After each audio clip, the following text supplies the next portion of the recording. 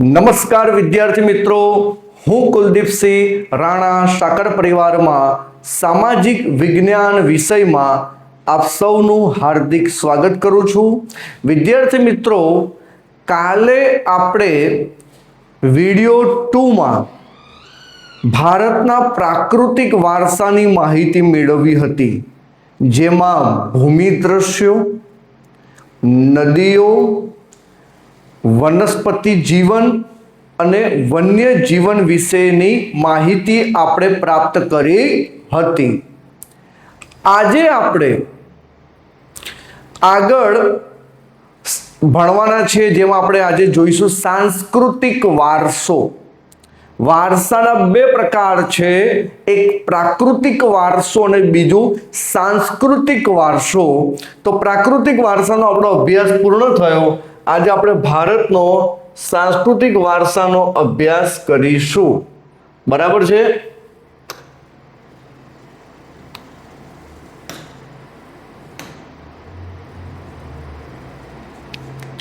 ભારતનો સાંસ્કૃતિક વારસો.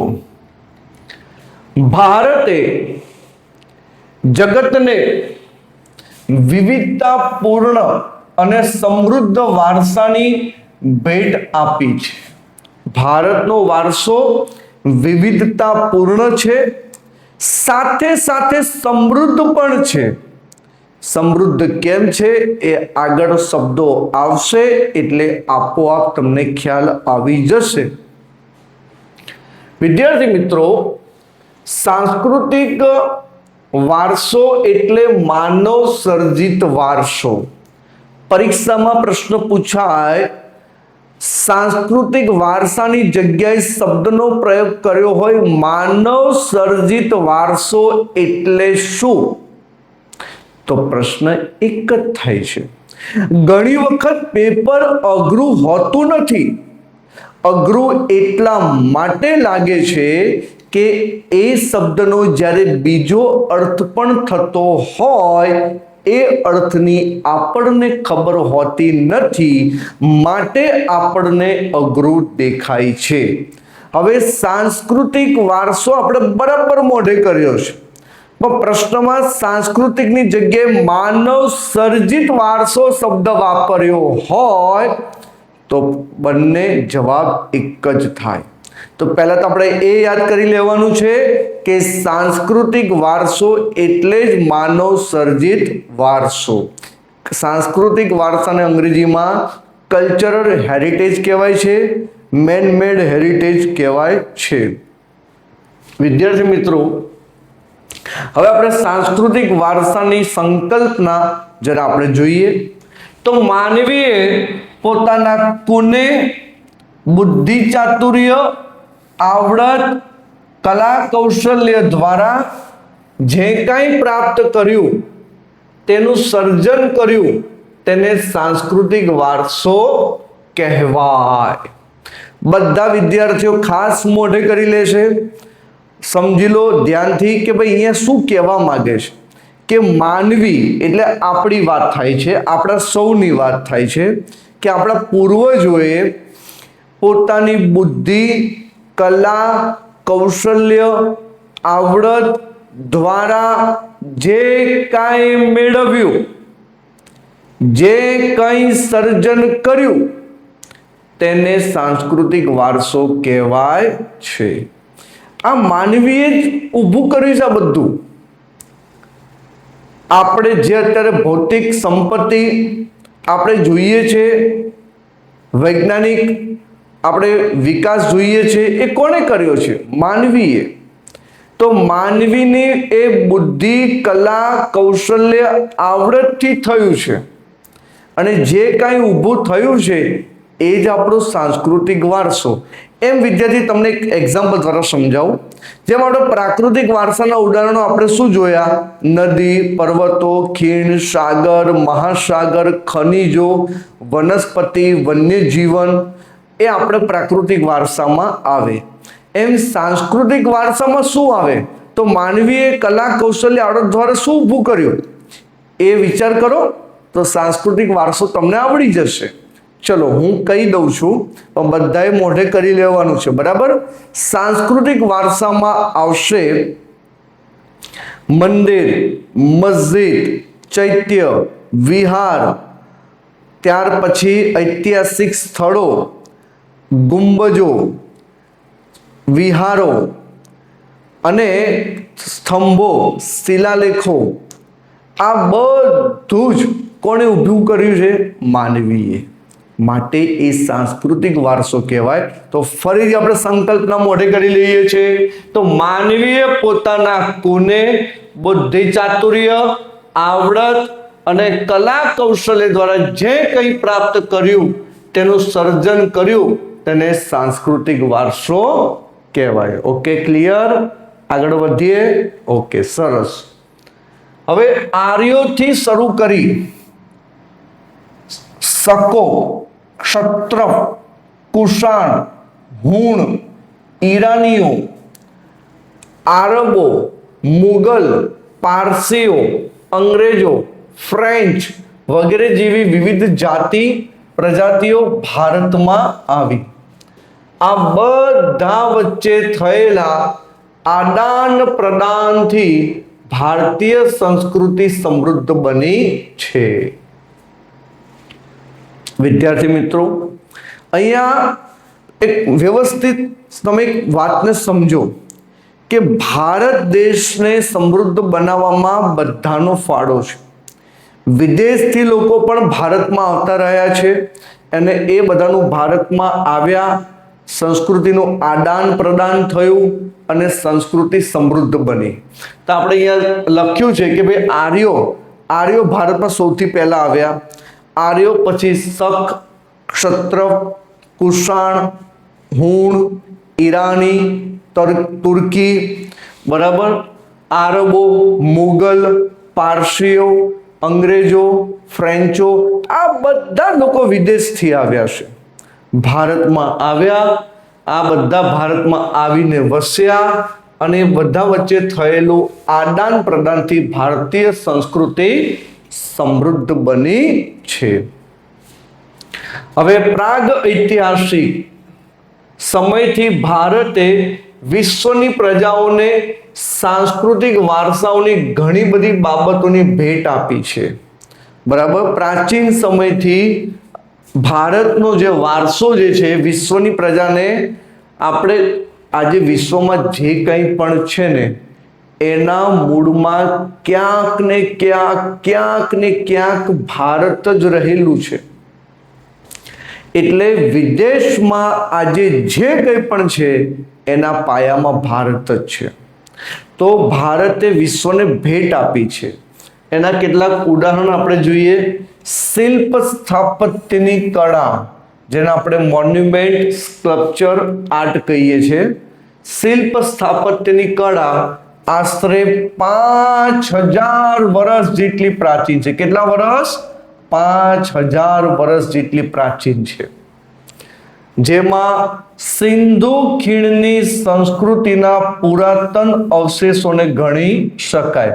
હવે સિંધુ ખીણની સંસ્કૃતિ 5000 વર્ષ જૂની છે અને એમાંથી આપણને ઘણા બધા ખોદકામ દ્વારા પુરાવા મળ્યા છે, જેના પ્રત્યે આપણે ગૌરવ લઈ શકીએ. એને એ પુરાવાની વાત પણ અહીંયા આવશે. હવે સિંધુ ખીણની સંસ્કૃતિમાંથી મળી આવેલ દેવ દેવીઓની પ્રતિમાઓ, માનવ શિલ્પો, પશુઓ તથા રમકડા તેમજ દાઢીવાળા પુરુષનું શિલ્પ, અહીંયા દાઢીવાળા પુરુષનું શિલ્પ આપણે જોઈ રહ્યા છે, બરાબર. આ સિંધુ ખીણની સંસ્કૃતિ વખતનું શિલ્પ છે. નર્તકીની મૂર્તિ, નર્તકી એટલે નૃત્ય કરનાર માટે નર્તકી શબ્દ વપરાય. તો નર્તકીની મૂર્તિ જોઈને આપણને આપણા સાંસ્કૃતિક વારસા પ્રત્યે સ્વાભિમાન અને ગૌરવની લાગણી જન્મે છે. I love my India, I love my country. દેશ પ્રત્યે ગૌરવની લાગણી અનુભવાય છે. આ જ ક્રમમાં આગળ આપણે જોઈએ, સિંધુ ખીણની સંસ્કૃતિ પછી ઘણા બધા વર્ષો પછી મૌર્ય યુગની સ્થાપના થઈ, જેના સ્થાપક ચંદ્રગુપ્ત મૌર્ય હતા. તો મૌર્ય યુગમાં જબરદસ્ત આજે પણ એ કરવું અઘરું છે.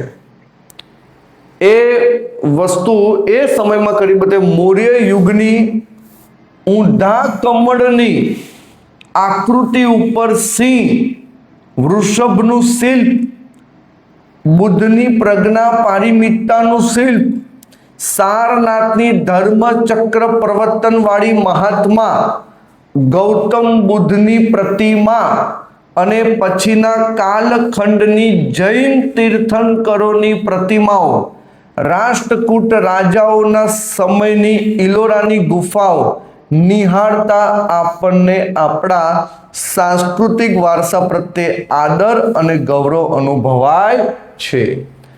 આદર અને ગૌરવ અનુભવાય છે. આ બધું જ પ્રાચીન સમયમાં નિર્માણ થયેલું છે. બરાબર. એના આ જ પુરાવા આપણને સાબિત કરે છે કે ભારતનો સાંસ્કૃતિક વારસો કેટલો સમૃદ્ધ હતો. મેં તમને કહ્યું હતું ને કે આપણે એના વિશે સમજીશું. આગળ પહેલા શબ્દમાં શું આવ્યું કે ભારતનો વારસો, સાંસ્કૃતિક વારસો સમૃદ્ધ. તો આ સમૃદ્ધ વારસો આપણે જોઈએ છીએ. આપણા સાંસ્કૃતિક વારસામાં કઈ કઈ બાબતો હશે જે હમણાં મેં તમને વાત કરી હતી. મંદિરો, શિલાલેખો, સ્તૂપો, વિહારો, ચૈત્યો, મકબરા, મસ્જિદો, કિલ્લાઓ, ગુંબજો, રાજમહેલો, દરવાજા, ઇમારતો, ઉત્ખનન એટલે ખોદકામ દ્વારા કરેલા સ્થળો તેમજ ઐતિહાસિક સ્મારકોનો સમાવેશ કરી શકાય. આપણા સ્વાતંત્ર્ય સંગ્રામના ઐતિહાસિક સ્થળો જેવા કે સાબરમતી આશ્રમ, દાંડી, બારડોલી, વર્ધા, શાંતિ નિકેતન, દિલ્હી વગેરે પણ સાંસ્કૃતિક વારસા તરીકે ઓળખાવી શકાય. આ પણ સાંસ્કૃતિક વારસામાં સમાવેશ થાય છે. બરાબર. વિદ્યાર્થી મિત્રો, ફરીથી બોલું છું. મંદિર, શિલાલેખો, સ્તૂપ. સ્તૂપ એટલે બૌદ્ધ ધર્મમાં ભગવાન બુદ્ધ જે થયા એ ભગવાન બુદ્ધના અવશેષો એક ડાબડીમાં મૂકીને ઉપર અંડા આકાર કે ગોળાકારનું જે બાંધકામ થાય ને સ્તૂપ કહેવાય. વિહાર, બૌદ્ધ સાધુઓ એક સ્થળેથી બીજા સ્થળે જતા અને રાતવાસો જ્યાં કરતા, જ્યાં તેઓ રહેતા એ જગ્યાએ વિહાર. ચૈત્ય એટલે બૌદ્ધ ધર્મમાં પ્રાર્થના ખંડ, ધ્યાન કરવાની જગ્યા એટલે ચૈત્ય. મકબરા, મકબરા એટલે વ્યક્તિને દાટી દીધા પછી, દફનાવ્યા પછી, દફન કર્યા પછી એના ઉપર સ્મારક બનાવવું એને મકબરો કહેવાય. તાજમહેલ મકબરો છે. મકબરો એટલે મુર્દા ઘર. મસ્જિદ, કિલ્લા, ગુંબજો, રાજમહેલો, દરવાજા, ઇમારતો, ઉત્ખનન કરેલા સ્થળો તેમજ ઐતિહાસિક સ્મારકોનો સમાવેશ કરી શકાય. આપણા સ્વાતંત્ર્ય સંગ્રામના ઐતિહાસિક સ્થળો જેવા કે સાબરમતી આશ્રમ, દાંડી, બારડોલી, વર્ધા, શાંતિ નિકેતન, દિલ્હી વગેરે પણ સાંસ્કૃતિક વારસા તરીકે ઓળખાવી શકાય. હવે અગત્યની વાત જે તમને વિશેષ ગૌરવ થશે. હમણાં મેં તમને એક વાત કરી હતી કે અહીંથી વારસો વિશ્વમાં ગયો છે. બરાબર છે. ભારતથી જ વારસો વિશ્વમાં ગયો છે. એના કેટલાક આપણે એક્ઝામ્પલ જોઈએ. જેમ કે ભારતમાં ભાષા, લિપિ, અંકો, શૂન્યની શોધ, ગણિત, પંચાંગ, ખગોળ, લોખંડ, સાહિત્ય, ધર્મ, યુદ્ધશાસ્ત્ર, રથ, રાજ્યશાસ્ત્ર, પ્રાણીશાસ્ત્ર, વનસ્પતિશાસ્ત્ર, વાસ્તુશાસ્ત્ર, ધર્મો, ગણતંત્ર, ન્યાયતંત્ર, વિધિ વિધાન, પર્યાવરણ, સુરક્ષા આદિ ઘણી મહત્વની શોધો પણ ભારતમાં થઈ છે. આ બધી શોધ ભારતમાં થઈ છે. કેટલું આપણને આપણા દેશ પ્રત્યે ગૌરવ થવું જોઈએ. ઘણી વખત આપણને આપણા દેશનો ઇતિહાસ નથી ખબર હોતી માટે પણ આપણને ગૌરવ થતું નથી. પરંતુ હવે ખબર પડ્યા પછી જો ગૌરવ ના થાય તો દુઃખની વાત છે. અહીંયાના કેટલાક ફોટોગ્રાફ્સ પણ આપ્યા છે.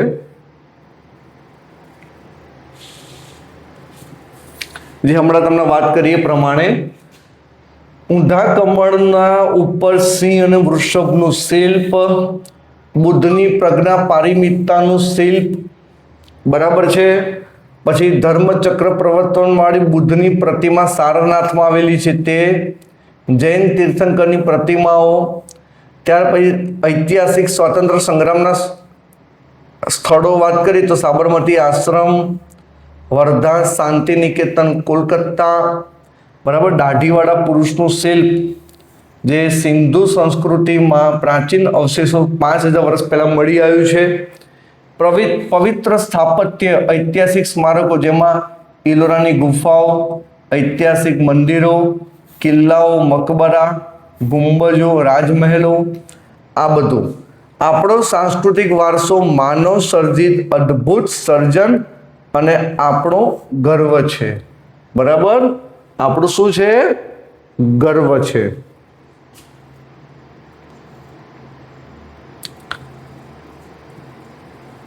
વિદ્યાર્થી મિત્રો,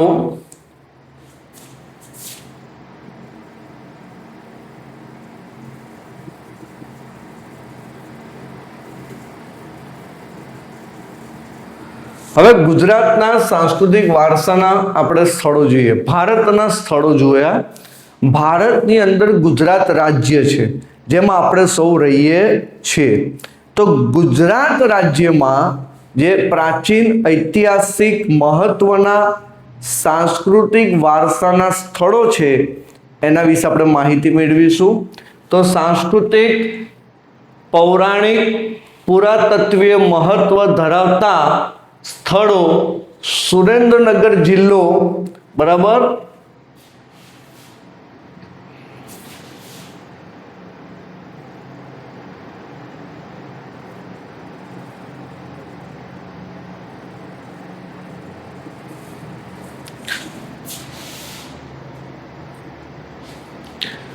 હવે ગુજરાતની અંદર પૌરાણિક પુરાતત્વીય મહત્વ ધરાવતા સ્થળોમાં લોથલમાં આવેલો ધોળકા તાલુકો, લોથલ ધોળકા તાલુકામાં આવ્યું. લોથલ ક્યાં આવ્યું? ધોળકા તાલુકામાં. ત્યાં સિંધુ ખીણની સંસ્કૃતિનું ઐતિહાસિક બંદર હતું લોથલ. રંગપુર લીંબડી તાલુકો, રંગપુરમાં પણ સિંધુ ખીણની સંસ્કૃતિનું નગર મળ્યું છે. ત્યાર પછી ધોળાવીરા કચ્છ જિલ્લામાં આવ્યું. ત્યાં સિંધુ ખીણની સંસ્કૃતિનું મહત્વનું નગર પ્રાપ્ત થયું છે આપણને ધોળાવીરામાં. ત્યાર પછી રોજડી, શ્રીનાથગઢ જે રાજકોટ જિલ્લામાં આવ્યું વગેરે મુખ્ય છે. આ બધું ફરીથી બોલી જોશું. લોથલ, રોજડી, રંગપુર, શ્રીનાથગઢ, ધોળાવીરા, આ બધું જ સિંધુ ખીણની સંસ્કૃતિના નગરો છે જે ગુજરાતમાં મળી આવ્યા છે. વિદ્યાર્થી મિત્રો, એ ઉપરાંત કીર્તિ તોરણો ગુજરાતમાં વડનગરમાં આવ્યું. જૂનાગઢમાં આવેલો સમ્રાટ અશોકનો શિલાલેખ, સમ્રાટ અશોકનો શિલાલેખ ગુજરાતમાં પણ છે. આ બરાબર સમજી લેજો. જૂનાગઢમાં ગિરનારની તળેટીમાં અશોકનો શિલાલેખ છે. ગિરનારની તળેટીમાં, બરાબર. મોઢેરાનું સૂર્ય મંદિર, એ તો આપણે સૌ ગુજરાતીઓ માટે ગૌરવની વાત છે, કારણ કે યુનેસ્કોમાં પણ એનું વારસામાં, વિશ્વ ઐતિહાસિક વારસામાં સામેલ છે. મોઢેરાનું સૂર્ય મંદિર, ચાંપાનેરનો દરવાજો, સિદ્ધપુરનો રુદ્ર મહાલય, વિરમગામનું મુનસર તળાવ. વિરમગામમાં તળાવમાં ઉતરવા માટે પગથિયા બનાવ્યા હતા, પગથિયા ઉપર પગ કોતરણી કરવામાં આવી હતી. એટલે વિરમગામનું મુનસર તળાવ અને ધોળકાનું મલાવ તળાવ, આ બે યાદ રાખજો. અમદાવાદમાં જામા મસ્જિદ, ઝૂલતા મિનારા, સીદી સૈયદની જાળી. આપણા અમદાવાદમાં સૌથી મોટી ભારતની એક મોટી મેનેજમેન્ટ સંસ્થા IMA, ઇન્ડિયન મેનેજમેન્ટ એસોસિએશન, એ જે MBA માટેનો કોર્સ માટે કામ કરે છે. એ IMA જે છે એણે સિમ્બોલ તરીકે આપણી સીદી સૈયદની જાળી રાખી છે, બરાબર. પછી હઠીસિંગના દહેરા, પાટણનું સહસ્ત્રલિંગ તળાવ, વડોદરાનો રાજમહેલ, જૂનાગઢનો મહાબત ખાનનો મકબરો, નવસારીની પારસી અગિયારી વગેરે ઐતિહાસિક મહત્વ ધરાવતા જોવાલાયક સ્થળો છે. ધાર્મિક મહત્વ ધરાવતા સ્થાનોમાં દ્વારકાનું દ્વારકાધીશનું મંદિર, દ્વારકાધીશનું મંદિર, બરાબર. ત્યાર ઉપરાંત જગતગુરુ શંકરાચાર્યની શારદા પીઠ, 12 જ્યોતિર્લિંગ પૈકીનું સોમનાથ મંદિર, ઉત્તર ગુજરાતમાં આવેલું અંબાજી, બહુચરાજી, મહાકાલી મંદિર પાવાગઢ, મીરા દાતાર ઉનાવા, જૈન તીર્થ પાલીતાણા ભાવનગર જિલ્લો, રણછોડરાય મંદિર ડાકોર, શામળાજી વગેરે આપણા તીર્થ સ્થાનો છે. મંદિરમાં જે આપણે દર્શન કરવા જઈએ તીર્થ સ્થાન કહેવાય, બરાબર. ગુજરાતના જાણીતા ધાર્મિક, સામાજિક અને પ્રવાસન લક્ષી સ્થળોમાં પોડો ફોરેસ્ટ, આપણે ઘણા લોકો વિદ્યાર્થીઓને સ્કૂલમાંથી પ્રવાસમાં લઈ પણ ગયા હશે પોડો ફોરેસ્ટમાં. તો પોડો ફોરેસ્ટ વિજયનગર, સાબરકાંઠા જિલ્લો. પતંગોત્સવ, કાંકરિયા કાર્નિવલ એ તો અમદાવાદમાં ભરાય છે, બરાબર. તાનારીરી મહોત્સવ વડનગર, ઉત્તરાર્ધ મહોત્સવ મોઢેરા, રણોત્સવ કચ્છ વગેરેનો સમાવેશ થાય છે.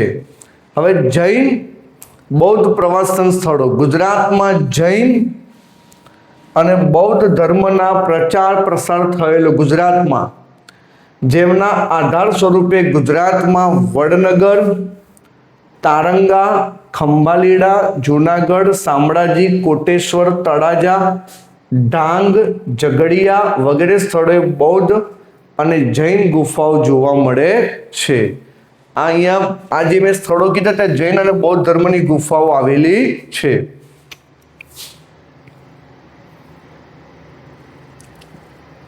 આપણે અહીંયા મોઢેરાનું સૂર્ય મંદિર આપણે જોઈ શકીએ છીએ.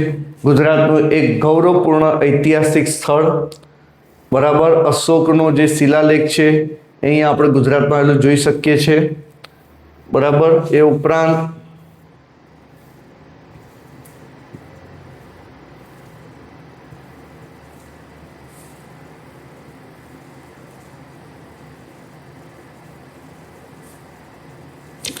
લોથલ, ધોળકામાં આવેલું ઐતિહાસિક બંદર, ધોળકા તાલુકામાં, અમદાવાદ જિલ્લામાં સિંધુ ખીણની સંસ્કૃતિનો ઐતિહાસિક બંદર હતું, બરાબર. ધોળાવીરા કચ્છ એ પણ એક ઐતિહાસિક સિંધુ ખીણની સંસ્કૃતિનું નગર હતું, બરાબર. રંગપુર, રૂજડી, બરાબર, એ પણ ઐતિહાસિક નગરો હતા. કીર્તિ તોરણ વડનગર, મોઢેરાનું સૂર્ય મંદિર, ચાંપાનેરનો દરવાજો, સિદ્ધપુરનો રુદ્ર મહાલય, પાટણનું સહસ્ત્રલિંગ તળાવ, સીધી સૈયદની જાળી, વડોદરાનો રાજમહેલ, પોડો ફોરેસ્ટ જે છે ત્યાં જે ઉત્સવ થાય છે પોડો વિજયનગર, બરાબર. કાંકરિયા કાર્નિવલ, રણોત્સવ, બરાબર. અહીંયા જૈન બૌદ્ધ ગુફા તળાજા, સાણા, ખંભાલીડા, જૂનાગઢ, ડાકોર, રણછોડરાયનું મંદિર, મીરા દાતાર, મહાકાલી માતાનું મંદિર પાવાગઢ, પાલીતાણા જૈન મંદિર, જગતગુરુ શંકરાચાર્ય શારદા પીઠ, બહુચરાજી, અંબાજી, શામળાજી, દ્વારકાધીશનું મંદિર, સોમનાથ મંદિર, બરાબર. આ ફોટોગ્રાફ પણ આપણે અહીંયા જોઈ શકીએ છીએ.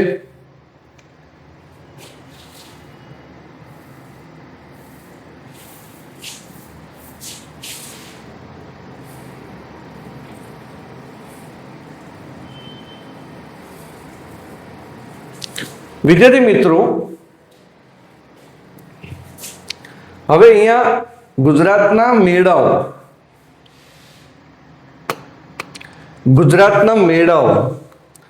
હવે આમાંથી પ્રશ્ન પરીક્ષામાં પૂછાય છે MCQ માં, આપણા મોઢે કરવું પડશે, પણ તમને એમ થાય કે સાહેબ આ યાદ કેવી રીતે રાખવું, તો અહીંયા જે બે વખત નામ આવે, જેમ કે કારતક મહિનો અહીંયા પણ આવ્યો શામળાજીમાં, કારતક મહિનો વૌઠાના મેળામાં પણ આવ્યો, બરાબર.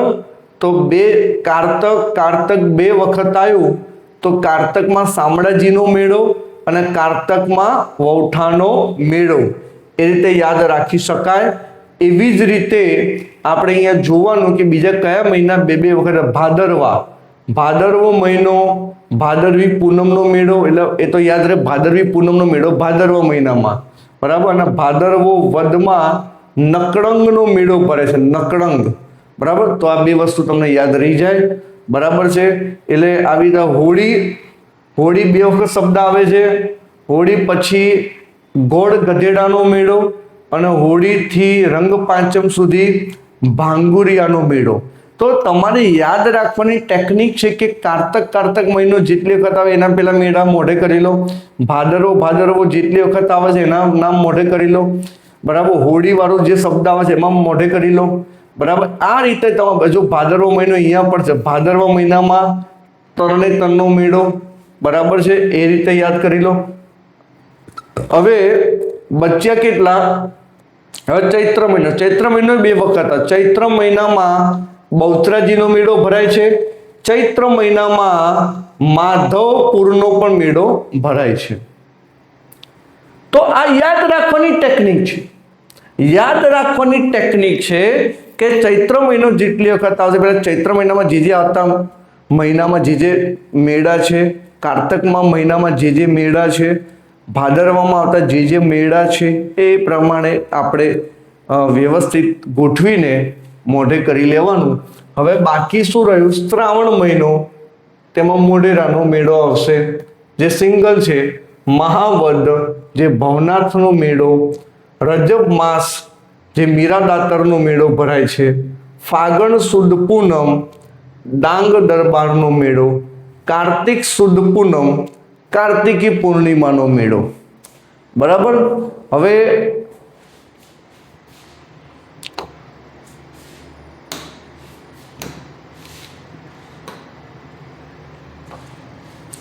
વિદ્યાર્થી મિત્રો,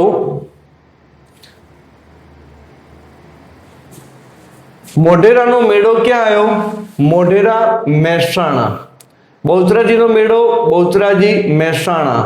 શામળાજી કાળિયા ઠાકોરનો મેળો શામળાજી અરવલ્લી. ભાદરવી પૂનમનો મેળો અંબાજી બનાસકાંઠા. ભવનાથનો મેળો ગિરનાર જુનાગઢ. તરણેતરનો મેળો તરણેતર સુરેન્દ્રનગર. ભડિયાદનો મેળો ભડિયાદ અમદાવાદ. નકળંગનો મેળો કોડિયાર ભાવનગર. માધવપુરનો મેળો માધવપુર પોરબંદર. વૌઠાનો મેળો ધોળકા અમદાવાદ. મીરાદાતરનો મેળો ઉનાવા મહેસાણા. ડાંગ દરબારનો મેળો આહવા ડાંગ. ગોળ ગધેડાનો મેળો ગરબાડા દાહોદ. કાર્તિકી પૂર્ણિમાનો મેળો સોમનાથ ગીર. ભાંગુરિયાનો મેળો કવાંટ છોટા ઉદેપુર. તો ગુજરાતમાં મેળા ક્યાં ભરાય છે અને કઈ તિથિમાં ભરાય છે એ વિષય પર આપણે ચર્ચા કરી. આપણે એના ફોટોગ્રાફ પણ આપ્યો છે. આ ફોટોગ્રાફ તરણેતર મેળાનો આપણે અહીંયા જોઈએ છે. ઉપર આપણે ભવનાથનો જે મેળો ભરાય છે શિવરાત્રિના દિવસે એનો આપણે અહીંયા ફોટો જોઈ શકીએ છીએ. ગિરનારની તળેટીમાં ભવનાથનો મેળો ભરાતો હોય છે, એનો પણ ફોટોગ્રાફ્સ અહીંયા આપ્યો છે. તો વિદ્યાર્થી મિત્રો, આજે આપણે ગુજરાતનો સાંસ્કૃતિક વારસા સુધી આપણે ભણ્યા, બરાબર. હવે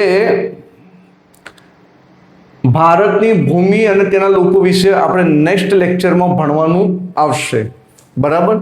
આજે આપણે અહીં સુધી ભણ્યા છે. તો વિદ્યાર્થી મિત્રો, જે વિડીયો તમે જોવો છો, સાંભળો છો અને આપને મજા પણ આવે છે, બધી બાબત બરાબર, પણ સાથે સાથે આપણે એ પ્રમાણે હોમવર્ક પણ કરવું પડશે અને વિડીયોના આધારે સમજ કેળવીને થોડુંક સમજીને એ પ્રમાણે તમારે થોડુંક લખવું પણ પડશે, યાદ કરવું એ પણ જરૂરી છે. તો ખાલી વિડીયો જોઈ લેવાનો નથી, પણ સાથે તૈયારી પણ કરવાની છે. તો આજનો વિડીયો આપ સૌને ગમ્યો હોય તો કોમેન્ટ બોક્સમાં જરૂરથી લખજો કે વિડીયો કેવો લાગ્યો. આપના સજેશન જરૂરથી મોકલજો. ભારત માતા કી જય. વંદે માતરમ.